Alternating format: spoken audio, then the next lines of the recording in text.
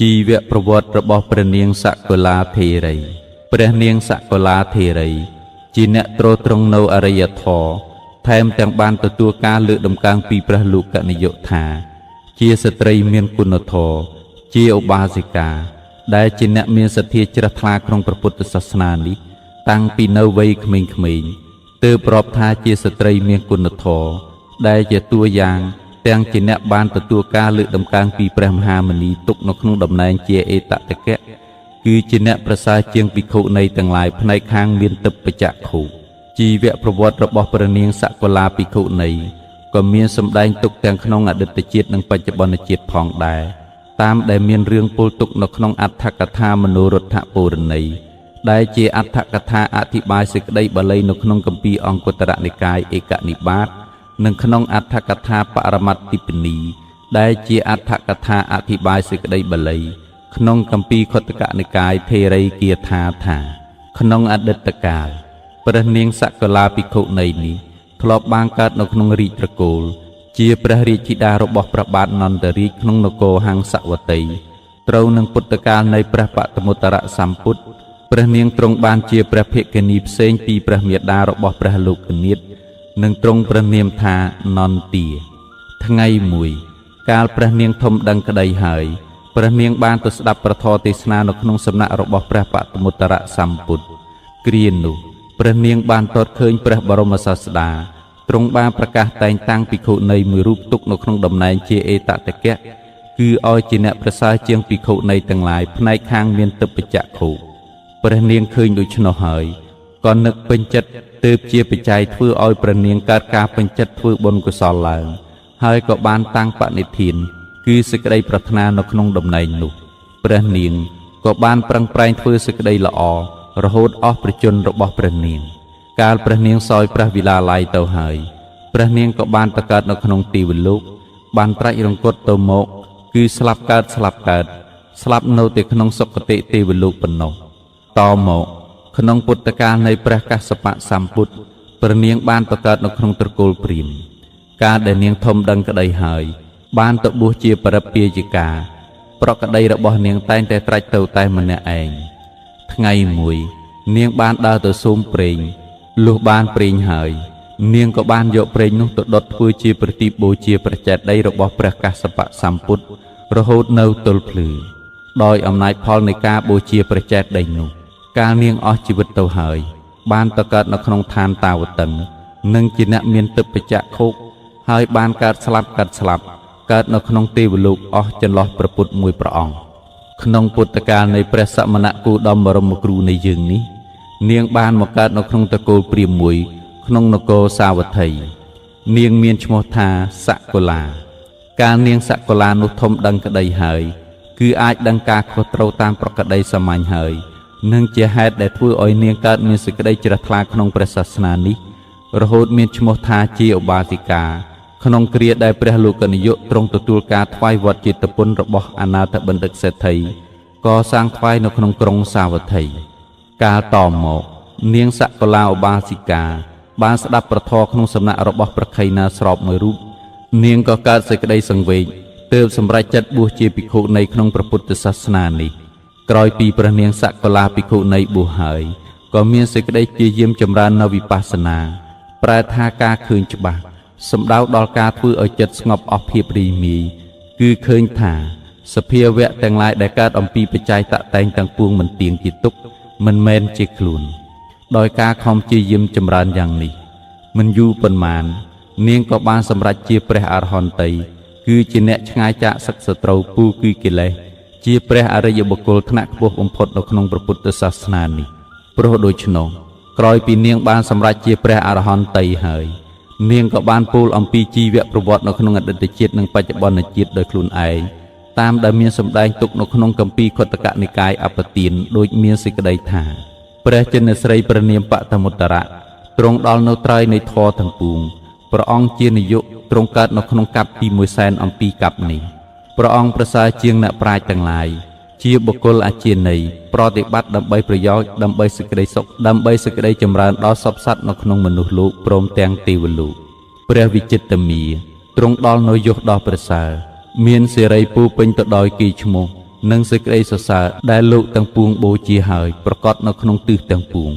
ព្រះអង្គមានសេចក្តីសង្ស័យឆ្លងហើយមានសេចក្តីងឿងឆ្ងល់កន្លងបងហើយមានសេចក្តីត្រេះរិះក្នុងប្រតិបរិបូរហើយទ្រង់ដល់នៅសម្ពូទញ្ញាណដ៏ឧត្តមព្រះសម្ពុទ្ធទ្រង់ប្រសើរជាងនរជនទ្រង់ញ៉ាំងមគ្គដែលមិនទាន់កើតឲ្យកើតឡើងផងសម្ដែងនៅមគ្គដែលមិនទាន់សម្ដែងផងបណ្ដោះនៅមគ្គដែលមិនទាន់បណ្ដោះផងព្រះលោកនិយមជាអ្នកអង្គអាចជាងនរជនព្រះអង្គជ្រាបច្បាស់នៅមគ្គត្រាស់ដឹងនៅមគ្គប្រាប់នៅមគ្គជាគ្រូព្រានបដៅដ៏ឧត្តមប្រសើរជាងសារថីទាំងឡាយព្រះសក្យមុនីព្រះអង្គប្រកបដោយប្រតិករណាដ៏ធំជាទីពឹងនៃសត្វលោកជាអ្នកដឹកនាំសត្វលោកទ្រង់សម្ដែងប្រធរស្រោចស្រង់នៅសត្វទាំងឡាយដែលមុជចុះនៅក្នុងភពគឺកាលនោះខ្ញុំកើតក្នុងក្រុងហង្សវតីឈ្មោះខត្តយនន្ទាជាស្រីមានរូបល្អប្រកបដោយទ្រព្យ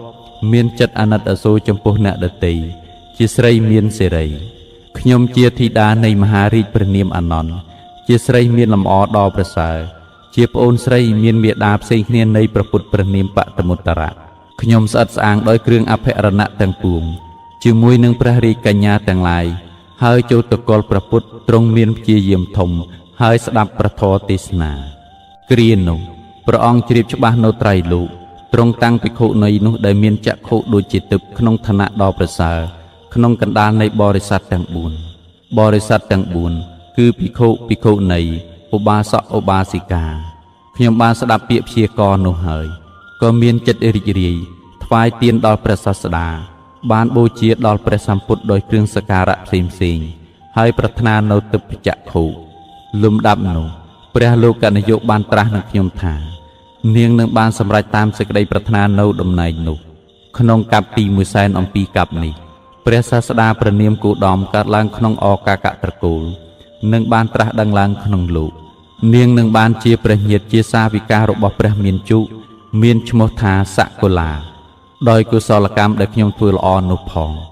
ដោយការតម្កល់ចេតនានោះផងលុះខ្ញុំលះបង់រាងកាយជារបស់មនុស្សហើយក៏បានទៅកើតនៅក្នុងឋានតាវតឹងក្នុងផតកັບនេះព្រះពុទ្ធព្រះនាមកាសបៈព្រះអង្គមានផៅពងដ៏ប្រសើរមានយសធំព្រះអង្គប្រសើរជាងអ្នកប្រាជ្ញទាំងឡាយទ្រង់កើតក្នុងផតកັບនេះកាលនោះខ្ញុំបួសជានាងបរិពាជិកាប្រព្រឹត្តម្នាក់ឯងត្រាច់ទៅដើម្បីភឹកខាបាននៅវត្ថុត្រឹមតែប្រេងប៉ុណ្ណោះខ្ញុំមានចិត្តជ្រះថ្លាបានអុជប្រទីបដោយប្រេងនោះបូជាព្រះចេតិយដ៏ប្រសើរសំរុំជាងចេតិយទាំងពួងនៃព្រះលោកនាថដ៏ប្រសើរជាងសត្វជើងពីរដោយកុសលកម្មដែលខ្ញុំធ្វើល្អហើយនោះផងដោយការតម្កល់ចេតនានោះផងលុះខ្ញុំលះបង់រាងកាយជារបស់មនុស្សហើយក៏បានទៅកើតនៅក្នុងឋានតាវតឹងដោយផលនៃកម្មខ្ញុំកើតនៅក្នុងទីណាប្រទីបដ៏ធំទាំងឡាយបំភ្លឺដល់ខ្ញុំនៅក្នុងទីនោះខ្ញុំប្រាថ្នារបស់ណាខ្ញុំឃើញរបស់នោះធ្លុះរហូតដល់ក្រៅជញ្ជាំងធ្លុះរហូតខាងក្រៅនៃភ្នំថ្មនេះជាផលនៃការអោយប្រទីបខ្ញុំជាអ្នកមានភ្នែកស្អាតជាអ្នករុងរឿងដោយយុះមានសទ្ធាមានប្រាជ្ញានេះជាផលនៃការអោយប្រទីបឥឡូវនេះដល់មជ្ឈិមភពខ្ញុំកើតនៅក្នុងត្រកូលព្រាហ្មណ៍មានទ្រព្យនិងស្រូវច្រើនជាត្រកូលរីករាយដែលស្ដេចរាប់អានបូជាហើយខ្ញុំបរិបូរដោយអវយវៈគ្រប់យ៉ាងស្អិតស្អាងដោយអភរណៈទាំងពួងខ្ញុំឈរនៅត្រង់បង្អួចឃើញព្រះលោកនាថត្រង់ប្រទេសជាទីចូលទៅកាន់បុរីខ្ញុំឃើញព្រះពុទ្ធរុងរឿងដោយយុះដែលទេវតានិងមនុស្សធ្វើសក្ការៈហើយទ្រង់បរិបូរដោយអនុព្យញ្ញៈស្អិតស្អាងដោយមហាពុរិសលក្ខណៈ32ប្រការខ្ញុំមានចិត្តរីករាយជ្រះថ្លាពេញចិត្តក្នុងការបូជាកាលខ្ញុំបព្វជិមិនយូរប៉ុន្មានក៏បានសម្រេចជាព្រះអរហន្តតីខ្ញុំជាអ្នកស្ទាត់ជំនាញក្នុងឫទ្ធិទាំងឡាយជាអ្នកធ្វើតាមសាសនានៃព្រះសាស្តាដឹងនៅចិត្តនៃបុគ្គលដទៃដោយសោតធាតុដ៏ជាទឹកខ្ញុំដឹងនៅពពេនិវាសាសញ្ញាណទើបបច្ចៈខោខ្ញុំបានជំរះហើយខ្ញុំបានញ៉ាំងអាសវៈទាំងពួងឲ្យអស់ហើយជាអ្នកស្អាតបរិសុទ្ធមិនមានមន្ទិលឡើយព្រះសាស្តាខ្ញុំបានបម្រើហើយសាសនារបស់ព្រះអង្គខ្ញុំបានធ្វើហើយភារៈដ៏ធ្ងន់ខ្ញុំបានដាក់ចុះហើយតណ្ហាជាគ្រឿងនាំសត្វទៅកាន់ភពខ្ញុំក៏បានដកចោលហើយខ្ញុំចាក់ចេញផ្ទះចូលទៅកាន់ភ្នោះដើម្បីប្រយោជន៍នោះដែលជាធម៌ធ្វើឲ្យអស់សង្យុជនៈគឺកិលេសដែលចងសត្វទុកនៅក្នុងវដ្តដ៏សង្សារទាំងពួងទាំងខ្ញុំបានសម្រេចហើយលំដាប់នោះ ព្រះពុទ្ធអង្គប្រសើរជាងនរជនព្រះលោកនាយកប្រកបដោយមហាករុណាទ្រង់តាំងខ្ញុំជាអេតតកៈដោយព្រះពុទ្ធដីកាថានាងសកុលាធេរីជាភិក្ខុនៃប្រសើរបំផុតជាងធេរីទាំងឡាយដែលមានទិព្វចក្ខុកិលេសទាំងឡាយខ្ញុំបានដុតបំផ្លាញហើយភពទាំងអស់ខ្ញុំបានកោះរំលើងហើយខ្ញុំជាអ្នកមិនមានអាសវៈព្រោះបានកាត់ផ្ដាច់ចំណងដូចជាមេដំរីកាត់ផ្ដាច់នៅទន្លីងអូណូខ្ញុំមកល្អហើយក្នុងសំណាក់នៃព្រះពុទ្ធជាបុគ្គលដ៏ប្រសើរវិជ្ជា3បានដល់1ពពេនិវាសានុសតិញ្ញាណគឺរលឹកដឹងជាតិបាន2ចតោបបាតញ្ញាណគឺកំណត់ដឹងជុតិនឹងកើត3អាសវៈខយញ្ញាណគឺដឹងធ្វើអាសវៈឲ្យអស់ទៅខ្ញុំបានដល់ហើយសាសនារបស់ព្រះពុទ្ធខ្ញុំបានធ្វើហើយបដិសម្បទា4គឺ1អដ្ឋបដិសម្បទាគឺបញ្ញាបែកធ្លាយក្នុងអត្ត2ធម្មបដិបទាគឺបញ្ញាដែលបែកធ្លាយក្នុងធម៌3និរោធបដិបទាគឺបញ្ញាដែលបែកធ្លាយក្នុងភាសា4បដិភានបដិសម្បទាគឺបញ្ញាដែលបែកធ្លាយក្នុងបដិភានដោយពូលឆ្លើយតបបានភ្លាមវិមក8ខ្ញុំបានដល់ហើយវិមក8គឺបុគ្គលអ្នកមាននៅរូបឈានបុគ្គលនោះបាននៅរូបាវចរឈានទាំង4ព្រោះអាស្រ័យកសិនជាវត្ថុខាងក្នុងមានសក់ជាដើមជារបស់ខ្លួនតែឃើញរូបគឺកសិនទាំងឡាយមាននីលកសិនជាដើមនេះជាវិមកទី1បុគ្គលមិនមានសេចក្តីសម្គាល់ក្នុងរូបខាងក្នុងមានសក់ជាដើមរបស់ខ្លួនបុគ្គលដែលបាននៅរូបាវចរឈានមិនអាស្រ័យនឹងអាការមានសក់ជាដើមរបស់ខ្លួនតែឃើញរូបខាងក្រៅគឺកសិនមាននីលកសិនជាដើមនេះជាវិមកទី2បុគ្គលមានចិត្តចុះសុបកាន់ឈានក្នុងវណ្ណៈកសិនដែលបរិសុទ្ធបុគ្គលដែលបានឈានព្រោះអាស្រ័យវណ្ណៈកសិនមាននីលកសិនជាដើមដែលបរិសុទ្ធថ្លៃថ្លាជាងបុគ្គលទី1ទី2នេះជាវិមកទី3បុគ្គលដែលកន្លងនៅរូបសញ្ញាដល់នៅសេចក្តីវិនិច្ឆ័យនៃបរិក្ខសញ្ញាទាំងមិនបានធ្វើទុកក្នុងចិត្តនៅអនត្តសញ្ញាដោយប្រការទាំងពួងហើយចូលទៅកាន់អាកាសានញ្ចាយតនឈានដោយធ្វើទុកក្នុងចិត្តថាអាកាសមិនមានទីបំផុតដូច្នេះនេះជាវិមកទី4បុគ្គលដែលកន្លងនៅអាកាសានញ្ចាយតនឈានដោយប្រការទាំងពួងហើយចូលទៅកាន់វិញ្ញាណញ្ចាយតនឈានដោយធ្វើទុកក្នុងចិត្តថាវិញ្ញាណមិនមានទីបំផុតដូច្នេះនេះជាវិមកទី5បុគ្គលដែលកន្លងនៅវិញ្ញាណញ្ចាយតនឈានដោយប្រការទាំងពួងហើយចូលទៅកាន់អកិញ្ចញ្ចាយតនឈានដោយធ្វើទុកក្នុងចិត្តថាអ្វីតិចតួចក៏មិនមានដូច្នេះនេះជាវិមកទី6បុគ្គលដែលកន្លងនៅអកិញ្ចញ្ចាយតនឈានដោយប្រការទាំងពួងហើយចូលទៅកាន់នេវសញ្ញានាសញ្ញាយតនឈាននេះជាវិមកទី7បុគ្គលដែលកន្លងនៅនេវសញ្ញានាសញ្ញាយតនឈានដោយប្រការទាំងពួងហើយចូលទៅកាន់សញ្ញាវេទយតនិរោធសេចក្តីរលត់នៃសញ្ញានិងវេទនានេះជាវិមកទី8និងអភិញ្ញា6នេះបានដល់1អដ្ឋិវិធិគឺសម្ដែងរិទ្ធបាន2ពីទិបសោតៈគឺត្រជាទិប3ចេតោបរិយាញាណគឺកំណត់ដឹងចិត្តអ្នកដតី4ពពេនិវាសានុសតិញ្ញាណគឺរលឹកដឹងជាតិបាន5ទិបចក្ខុគឺផ្នែកទិប6អាសវៈខយញ្ញាណគឺដឹងធ្វើឲ្យអាសវៈអស់ខ្ញុំបានធ្វើឲ្យជាក់ច្បាស់ហើយទាំងសាសនារបស់ព្រះពុទ្ធខ្ញុំក៏បានបដិបត្តិហើយកាលព្រះនាងសកុលាភិក្ខុនីបានសម្រេចដល់ព្រះអរហន្តជាព្រះអរហន្តីហើយជាអ្នកស្ទាត់ជំនាញក្នុងទិបចក្ខុព្រោះភាពជាអ្នកបានកសាងបុណ្យបារមីទុកមកហើយព្រោះដូច្នោះព្រះទសពលព្រះអង្គក៏បានតែងតាំងប្រធេរីទុកនៅក្នុងតំណែងដ៏ប្រសើរក្នុងកណ្ដាលបរិស័ទទាំង4ដូចមានសម្ដែងនៅក្នុងគម្ពីរអង្គុត្តរនិកាយឯកនិបាតថា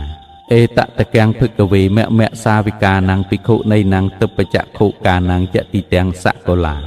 មនាលភិក្ខុទាំងឡាយសកុលាធេរីជាអេតតកៈគឺជាអ្នកប្រសើរជាងភិក្ខុនៃទាំងឡាយដែលជាសាវិការបស់តថាគតផ្នែកខាងមានចក្ខុទិបឬផ្នែកទិបព្រះនាងសកុលាធេរីនោះបានពិចារណាដល់ការបដិបត្តិនៃខ្លួនក៏កើតបិតិសោមនស្សបានពោលគាថាទាំងនេះជាឧទាន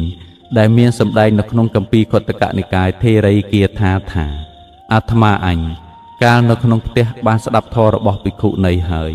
ឃើញធម៌ប្រាសចាកទុលីគឺកិលេសជាធម៌នាំសត្វឲ្យចេញចាកតណ្ហា ជាហេតុនាំសត្វឲ្យបានសេចក្តីសុខមិនឃ្លាតអាត្មាអញនោះ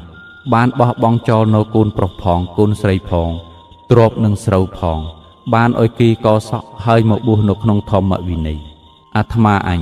កាលនៅជាសក្ខមាណាបានញ៉ាំងមគ្គខាងលើឲ្យកើតបានលះបង់រាគៈនិងទោសៈផង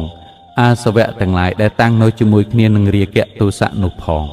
លុះអាត្មាអញបានឧបសម្បទាជាភិក្ខុនៃហើយក៏រលឹកឃើញនៅពុព្វជាតិទាំងទិព្វចក្ខុមិនមានមន្ទិលដែលពួកសប្បុរសចម្រើនហើយក៏អាត្មាអញបានចម្រាស់ហើយអាត្មាអញបានឃើញសង្ខារទាំងឡាយដែលកើតអំពីហេតុមានសភាពទ្រុឌទ្រោមថាជារបស់រតីហើយបានលះអាសវៈទាំងអស់ជាអ្នកមានចិត្តត្រជាក់បានរំលត់ទុកហើយចប់ជីវប្រវត្តិរបស់ព្រះនាងសកលាធិរីតែប៉ុណ្ណេះខ្ញុំប្រកាសរណាខ្ញុំបាទសូមថ្លែងអំណរអគុណដ៏ជ្រាលជ្រៅចំពោះអស់លោកស្រីលោកយាយលោកតាប្រកាសរណាគ្រប់ព្រះអង្គមិត្តអ្នកស្ដាប់គ្រប់គ្នាដែលបានចំណាយពេលវេលាដ៏មានតម្លៃតាមដានស្ដាប់នៅជីវប្រវត្តិរបស់ព្រះនាងសកលាធិរីមកប៉ុណ្ណេះក៏សូមចែករំលែកនូវបុណ្យកុសលដែលកើតអំពីធម្មទាននៅក្នុងឱកាសពេលនេះចែកជូនប្រគេនដល់អស់លោកស្រីលោកយាយលោកតាប្រកាសរណាគ្រប់ព្រះអង្គមិត្តអ្នកស្ដាប់គ្រប់គ្នាសូមឲ្យជួបតែសេចក្តីសុខនិងសេចក្តីចម្រើននិងមានបញ្ញាសម្បត្តិគ្រប់គ្នាសូមអនុមោទនា